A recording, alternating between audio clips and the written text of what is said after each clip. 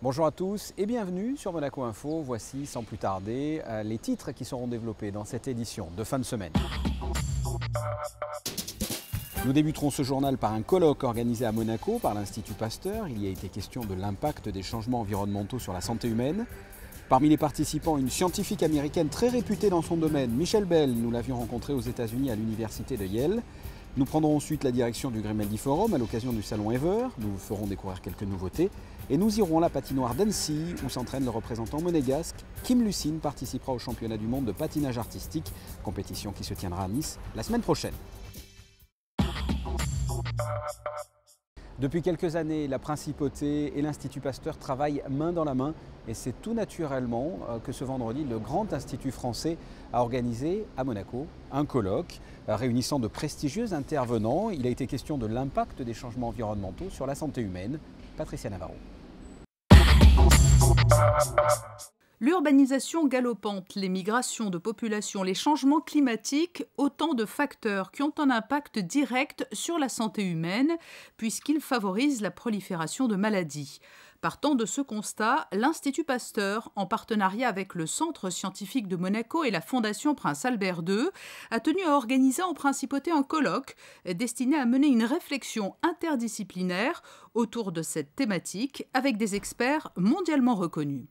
Les changements d'environnement, bien sûr, incluent les changements climatiques, mais ils aussi incluent les changements de conditions de vie, le fait qu'il y a de plus en plus de mégapoles, donc la densité de population, la déforestation, la proximité animal-homme, etc. On peut prendre le cas du chikungunya d'abord à La Réunion. C'est clairement un moustique qui a été importé à La Réunion, qui n'est pas du tout natif de cette région du monde, qui a été importé par le commerce humain et par le commerce par bateau. C'est un virus qui est arrivé par un patient qui arrivait des Comores et ensuite c'est la mutation du virus, donc c'est la rencontre de tout ça. Ce colloque a pu voir le jour en raison du partenariat sur le long terme signé entre Monaco et l'Institut Pasteur. Les responsables de cette grande institution française ont été particulièrement sensibles à l'engagement de longue date du Prince Albert II en matière de lutte contre les changements climatiques ou pour contribuer à l'éradication de maladies infectieuses dans certaines régions du monde. Les problèmes de santé auxquels nous devons faire face, nous collectivement, l'humanité, dans le monde sont tellement complexes que les partenariats, les approches multiples, les intérêts multiples permettent petit à petit de trouver des solutions pour les différents problèmes. Nous nous sommes rencontrés avec la Principauté parce que nous avons rencontré le prince Albert II et qu'il manifeste un très réel intérêt d'abord pour l'environnement, c'est clair, mais aussi pour la démarche scientifique et pour la science. Il faut savoir qu'une nouvelle maladie infectieuse pour l'homme se développe chaque année, en associant chercheurs en sciences biomédicales et sociales, historiens, économistes, décideurs politiques. Ce colloque avait pour ambition de contribuer à l'émergence de solutions. On a bien compris aujourd'hui que par rapport à l'émergence de nouvelles maladies infectieuses, ça n'était plus l'affaire d'une seule discipline scientifique, ça ne peut pas être simplement des épidémiologistes, ça ne va pas être simplement des virologues, ça ne va pas être des entomologistes, un spécialiste des populations vectorielles qui vont pouvoir seuls de leur côté apporter une réponse. Il est très important que ces différentes disciplines se parlent et travaillent ensemble parce que la complexité des phénomènes d'émergence est très importante et vous l'avez vu dans les présentations qui ont été faites ce matin et demande à ce que chacun vienne avec sa propre expertise pour contribuer à une compréhension du démarrage d'une épidémie et trouver les meilleurs moyens de la contrer. Et il y a urgence à agir puisque selon un rapport de l'OMS, l'Organisation mondiale de la santé, en date de 2009, on estime à 150 000 chaque année le nombre de décès consécutifs à cette évolution environnementale. Et parmi les intervenants de ce colloque, une scientifique américaine très réputée dans son domaine, Michelle Bell. Elle a été récompensée d'un prix à Monaco à cette occasion pour la qualité de ses recherches. Jean-Christophe Dimino et Lionel Bernardi sont allés à sa rencontre aux États-Unis sur le campus de l'université de Yale. Direction la côte est des États-Unis, New Haven, Connecticut, à 2 heures de New York. Ici, la ville se confond avec son campus universitaire, l'un des plus anciens d'Amérique du Nord. Fondée au XVIIIe siècle, l'université de Yale comprend aujourd'hui une vingtaine de sites. Voici le département dédié à l'environnement et aux forêts. C'est là que travaille le professeur Michelle Bell. Cette scientifique américaine est spécialisée dans l'étude des conséquences des bouleversements atmosphériques sur la santé, Tempêtes, cyclones, canicules, pollution d'origine industrielle ou automobile, tout cela dans un contexte de changement climatique qui peut constituer, selon les cas, un facteur aggravant. Une grande partie de mon travail porte sur des événements déjà passés pour mieux comprendre l'effet des tensions environnementales sur la santé humaine. Par exemple, l'une de nos études actuelles s'intéresse aux effets de la pollution sur les femmes enceintes. On cherche à savoir s'il y a des conséquences possibles sur les naissances de prématurés. On veut savoir également si les particules en suspension dans l'air affectent la croissance des fœtus. Nous voulons savoir si les polluants d'origine industrielle ou la pollution automobile ont des effets directs sur les taux de mortalité dans la population. Et puis je travaille aussi sur la prospective, sur le futur, plus particulièrement sur les changements climatiques.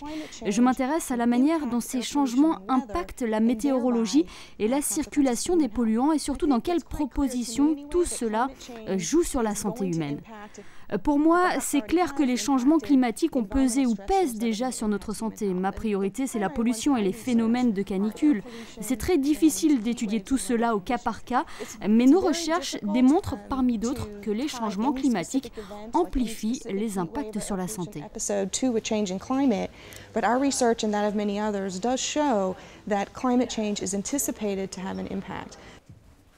Les recherches de Michel Bell ont vocation à informer dans un premier temps la population, mais aussi à donner des pistes de travail aux décideurs économiques et politiques.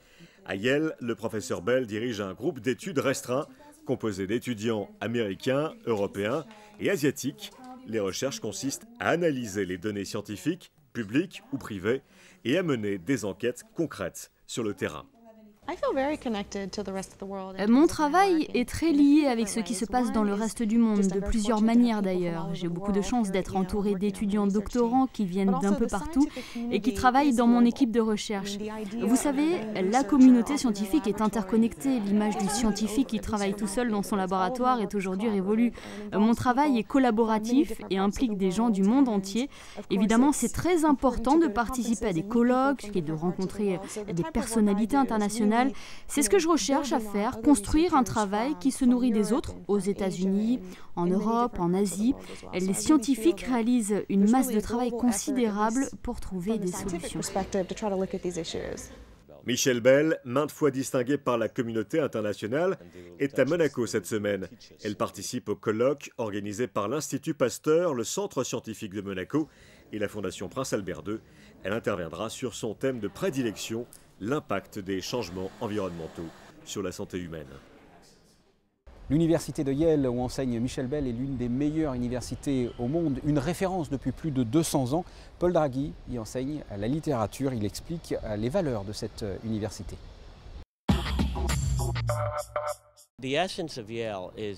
Ce qui nous anime ici à Yale, c'est de pouvoir contribuer chacun d'entre nous à la construction d'un monde meilleur. Il s'agit d'approfondir sans cesse la recherche et la connaissance. Historiquement, c'est une institution qui a toujours été très humaniste, ouverte sur le monde des arts. Nous avons à Yale une très belle bibliothèque, qui est sans doute l'une des plus importantes, avec le plus grand nombre de livres rares au monde. Nous avons également sur ce campus un très beau musée des arts britanniques, c'est le plus remarquable du monde universitaire américain. Enfin, nous sommes animés par une ambition humaniste très très forte. Et c'est ce qui fait notre singularité par rapport à d'autres grandes universités. Nous avons un profond respect pour la vie dans toutes ses composantes.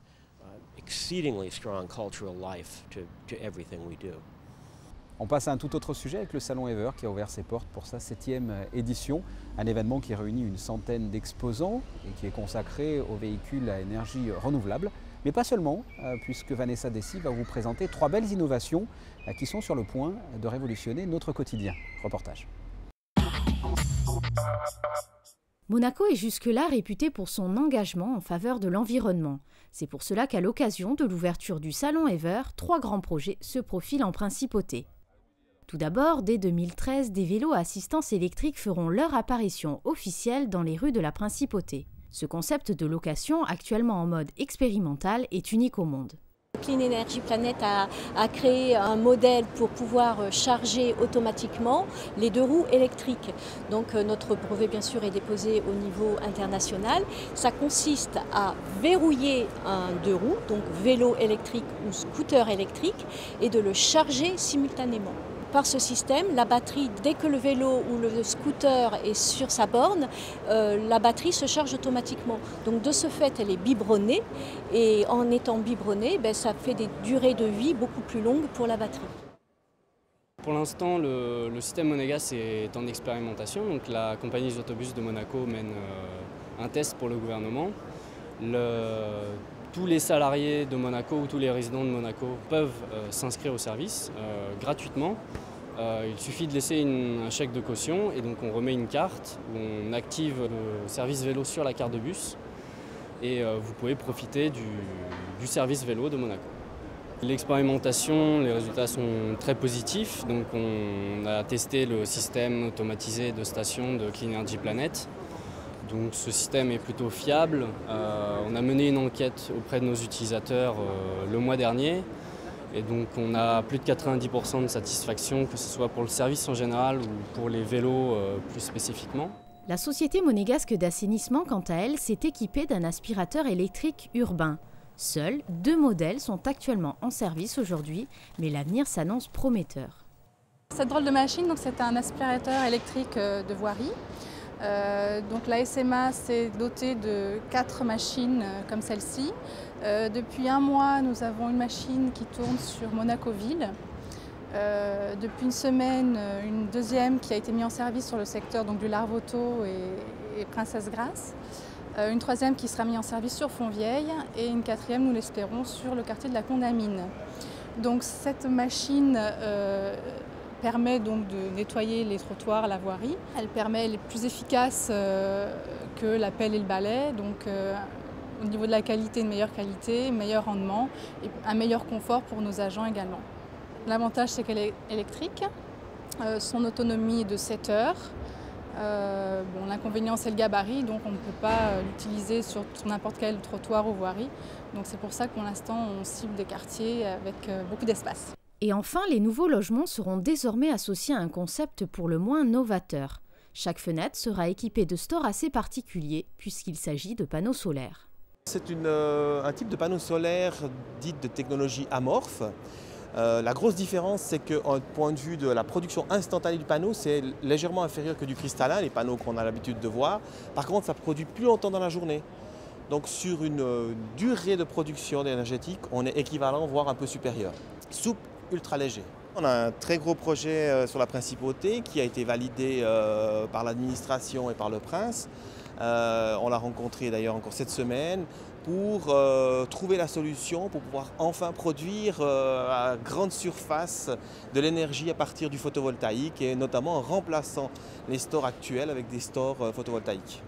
Le salon Ever sera encore synonyme cette année de présentation de véhicules électriques, de signature d'accords en faveur de l'environnement, de concours et de conférences, un programme très riche à découvrir jusqu'à dimanche.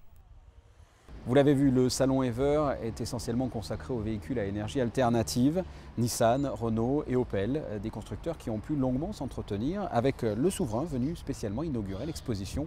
Nous avons essayé d'en savoir plus. J'ai eu le plaisir de présenter à Monseigneur Zoé et en fait je lui ai expliqué que c'était la première sortie officielle de Zoé depuis sa révélation à Genève, donc on était très fiers qu'elle soit ici.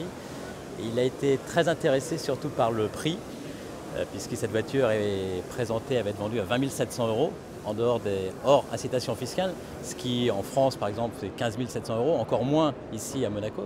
Donc ça devient une voiture qui est extrêmement compétitive par rapport à des voitures thermiques équivalentes, avec tout l'avantage du plaisir des voitures électriques que Monseigneur connaît bien, parce qu'il avait déjà eu la chance de lui faire rouler des Fluence. Donc il était vraiment très agréablement surpris. Écoutez, il a un intérêt définitivement pour l'automobile, il connaît très bien les véhicules, il a déjà conduit la Nissan Leaf, on a parlé donc des différences de la Nissan Leaf avec ce véhicule qui sont très minimes dans le fond. C'est la même technologie, les mêmes composants et dans le fond la même batterie. Donc oui, c'est très intéressant d'échanger avec lui parce que c'est un connaisseur. C'est évidemment un grand honneur pour nous de recevoir son Altesse le Prince Albert. Le Prince Albert a posé des questions qui étaient très axées sur la technologie de l'automobile. Il a été assez surpris des performances de l'automobile, le fait que la voiture ait été sacrée et élue voiture de l'année 2012 a renchéri notre discours, mais surtout, il a accueilli cet élément-là comme très favorable et compris que ce véhicule-là n'est pas qu'un concept, c'est un véhicule qui est disponible aujourd'hui et qui est, au-delà de sa technologie, une vraie prouesse pour la mobilité verte et électrique à laquelle est engagée la Principauté de Monaco aujourd'hui. Le reste de l'actualité en bref, sachez que le gouvernement princier organise mardi 11h sa conférence de presse mensuelle. Le ministre et ses conseillers répondront aux questions des journalistes. Vous pourrez retrouver cette conférence en direct sur Monaco Info ainsi qu'un compte-rendu dans nos éditions dès mardi 19h. Toujours en bref, il va y avoir des modifications de circulation au niveau de l'accès au cimetière, avec pour commencer dès le 26 mars à l'entrée basse du boulevard Charles III, l'accès entrant et sortant se fera désormais par l'actuelle entrée. Des changements dans le cadre de la mise en place des travaux du tunnel descendant du boulevard du Jardin Exotique vers le rond-point Württemberg. Et puisque l'on parle de circulation, on prend la direction de Nice où se dérouleront les championnats du monde de patinage artistique toute la semaine prochaine. Parmi les participants, un représentant monégasque, Kim Lucine. Frédéric Hélion et Thomas Deus se sont rendus il y a quelques jours en Haute-Savoie pour le rencontrer. Annecy, chef-lieu de Haute-Savoie et lieu d'entraînement de Kim Lucine, c'est ici, patinoire Jean-Régis, qu'il a effectué ses premiers pas sur la glace. J'ai mis mes premiers patins à 4 ans. J'étais tout petit, je baignais déjà dans le milieu étant donné que mes deux parents sont entraîneurs. Ils m'ont quand même fait essayer beaucoup de sports, donc quand j'étais petit, j'étais un peu touche à tout. Je suis rapidement devenu champion de France Milim quand j'avais 9 ans. Et donc après, de fil en aiguille, je me suis spécialisé jusqu'à ne faire plus que du patinage. Tennis, sport de combat, ski nautique, Kim Lucine s'est essayé à de nombreuses disciplines, mais très rapidement, c'est le patinage qui a pris le dessus. Quand j'ai commencé à avoir 8-9 ans, j'ai commencé à me spécialiser, je faisais un peu d'autres sports. Et quand j'ai commencé à rentrer en équipe de France jeune, là je me suis complètement spécialisé et avec les études, j'avais plus le temps de tout faire, donc j'ai fait que du patinage. Champion de France junior, celui qui a pour modèle Evgeny Plouchenko et Alexei Yagoudine défend désormais les couleurs de Monaco. J'ai eu une grosse blessure en attaquant ma carrière senior pour la France. Je me suis cassé le genou, déchirure du tendon rotulien, donc je me suis fait opérer. J'ai eu 2 saisons d'arrêt et c'est pendant ces 2 saisons d'arrêt que Mero Efrem, la patineuse monégasque précédente qui s'entraînait d'ailleurs à Annecy avec nous, a décidé d'arrêter. Et donc c'est à ce moment-là que j'ai eu la possibilité de représenter Monaco et c'est une opportunité que j'ai prise avec plaisir. C'est génial, c'est une grande fierté de représenter la Principauté. Ça me donne en plus l'opportunité de participer à toutes les grandes compétitions, ce qui est pas négligeable et ça a été une très bonne nouvelle pour moi. Et parmi ces grandes compétitions, il y a les championnats du monde qui débuteront dans quelques jours. Pour être fin prêt, le patineur, coaché par ses parents, peaufine ses 2 programmes, le court et le libre, avec son chorégraphe venu des États-Unis. On a changé un peu la choré du programme court, là on a essayé de le faire avec les sauts. C'était la première fois que j'essayais avec ce montage de choré. Donc là il y a encore 2-3 trucs à modifier au championnat du monde, mais il me reste une bonne semaine et demie de préparation. C'est un programme que j'ai depuis le début d'année, mais il a beaucoup évolué au fur et à mesure des compétitions et le but c'est d'arriver au championnat du monde avec le programme court le plus performant possible. C'est pour ça que je le modifie encore un petit peu avant les échéances.